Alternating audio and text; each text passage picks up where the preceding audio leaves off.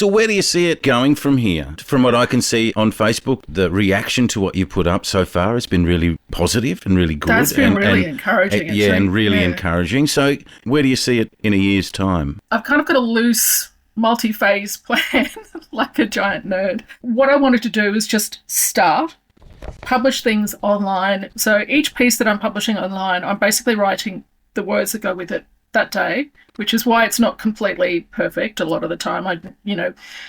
If it was a book, I would be polishing those words more and being much more OCD. But I'm just putting it out there, and I'm going to continue doing that. Looking at the amount of content I have, it's going to be about 2 years minimum of just publishing online. That kind of serves as a first pass or a draft look at what I could do for the next phase, which would include at least one exhibition, but probably multiple exhibitions. I've just given a bunch of images to Triple Z for their 50th anniversary. There'll be other little projects like that I'm in discussions with various parties about, just giving them a package of images that they can use for their thing. But I do hope to do a standalone me exhibition at some point. I wouldn't mind including a couple of other photographers whose work I love in that, and I have been talking to some of them and they seem to be on board. So there's a lot of potential in that space.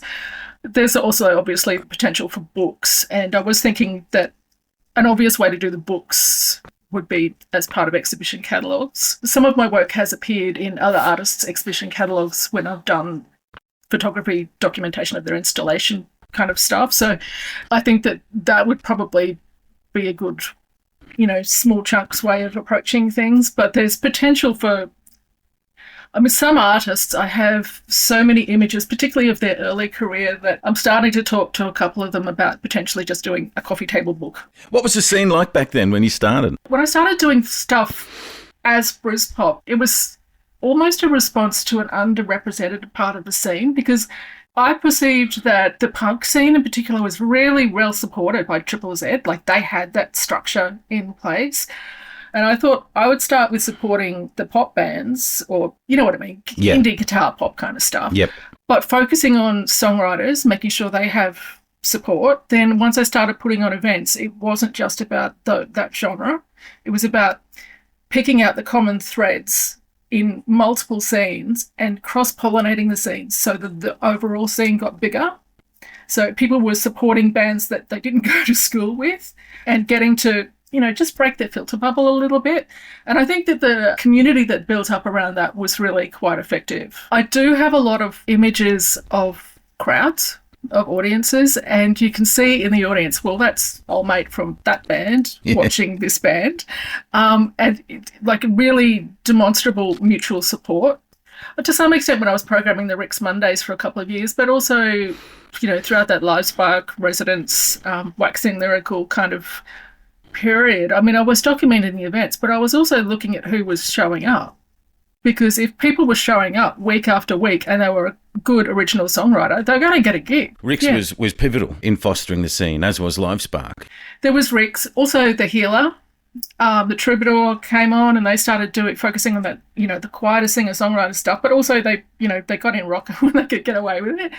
And the Zoo, of course, obviously. But then the Powerhouse stuff, I did a post about Sarah Neal, actually. It was her initiative, and I tell some of the story behind it there.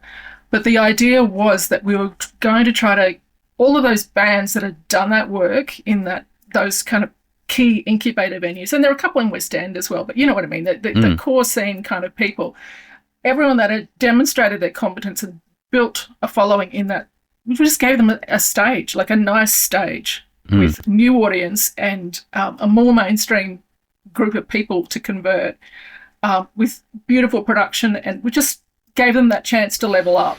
And a lot of people said it was their favourite gig if they could get one of those. Fantastic. And I tried to share that around as much as I could, but you can't please.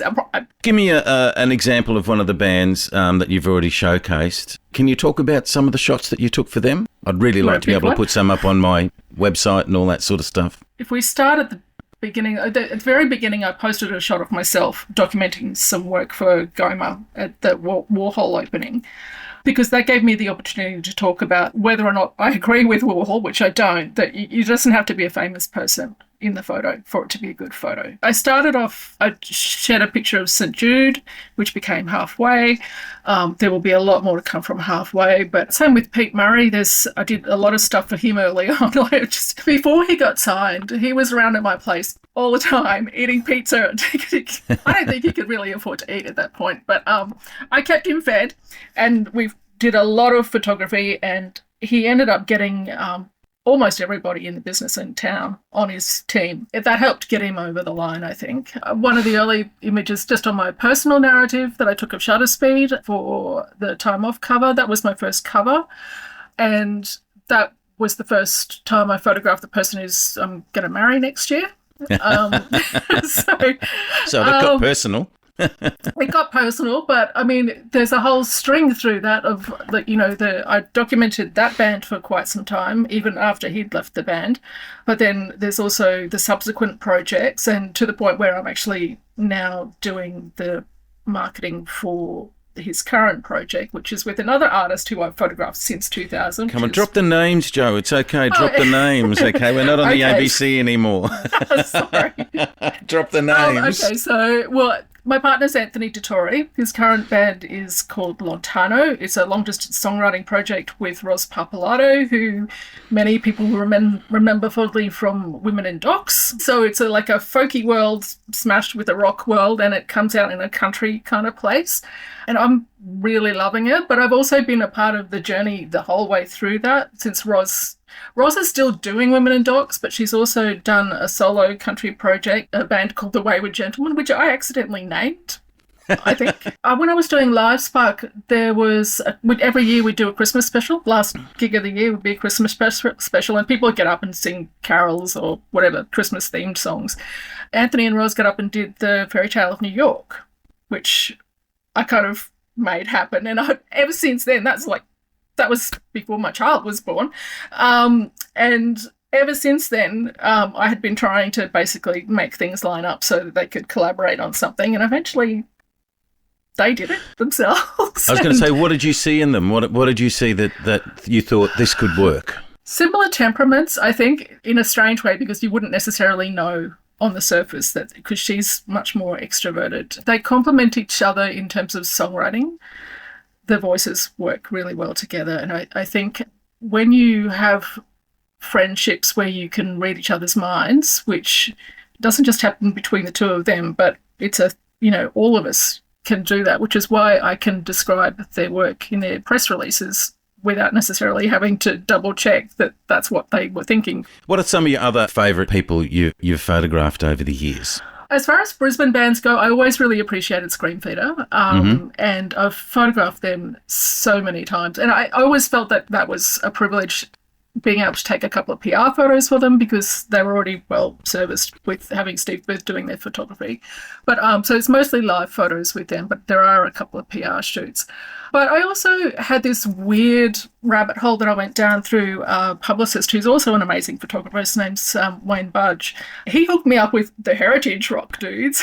And so I photographed Mental as Anything quite a few times. They were such lovely guys to work with. That was awesome. But also people like Swanee, who's got a record out now. Absolute gangbusters. That's just insane how well it's doing. Well, it's not insane. It's unsurprising, but it's good to see. It's doing really well. Good voices run in that family, don't they? Well, Jimmy Barnes is his half brother, and David Campbell is Jimmy's son, isn't he? I think. Yeah, and there's also a song on that album that's the other brother, Alan, is also singing on as well. Their voices all go beautifully together. And kind of in that bucket as well, Russell Morris, that was such a privilege working with him. He was awesome. I photographed his PR shots quite a few times. Also, I was there to document some of the sessions that he did with an orchestra. It was preparing for that run of shows that he just did in his farewell tour, so arranging all of the pieces. That was awesome. And then there were live things with people like Ian Moss. And it's a privilege to be able to work with people like that, isn't it? It's a totally different paradigm than it is to walking into Rick's or the zoo or somewhere like that 20 years ago and taking photos. But I think one thing I'll say about working with all of those dudes was they're stayers for a reason. Like, they're really stand-up dudes, and they're good at what they do, but they're also not assholes. And I think that is what makes a long-term career, because everybody knows you meet the same people on the way down as you do on the way up. And if you want to have a sustainable career in the arts, you've got to do the right thing by people. And it's nice working with people who understand that.